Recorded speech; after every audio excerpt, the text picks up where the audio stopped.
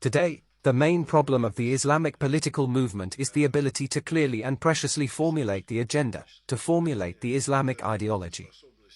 It is necessary to understand clearly that Islamic ideology is not just a repetition of theological positions in a dogmatic form, but it is the ability to clearly state the principles of your faith in the language of modern philosophy.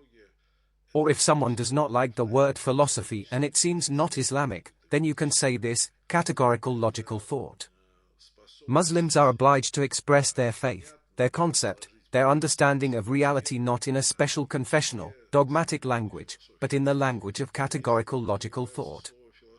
This is not a return to Aristotle, not a return to Plato, not a return to the first centuries of Islamic history, when the mass of new intellectuals of the Islamic world was fascinated by Aristotle, called him teacher. There was a school of Eastern peripatetics, where they went very far from the Quranic teaching about reality, up to the coincidence in views with Aristotle regarding the indestructibility of matter, the eternity of the world, and so on.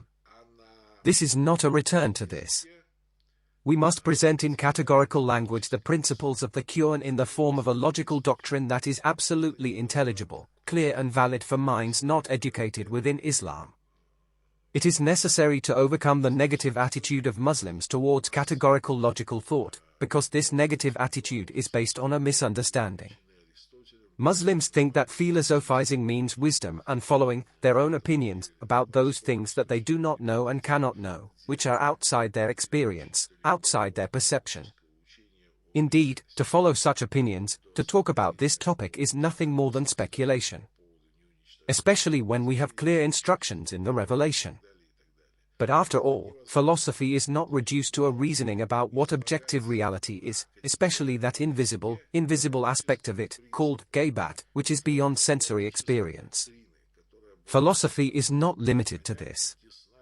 In fact, the most operational and essential part of philosophy is the understanding of your own thought. But to the thinker his own thought is open. Muslims must understand how human thought works and manage this human thought so that it is a mirror reflecting Islamic theology, Quranic science, Quranic knowledge. And the study of thought is not following opinions, it is not reasoning about things that are beyond your experience and your reach, but an analysis of what is happening inside you, about how, in fact, your own head works. This is what is missing today.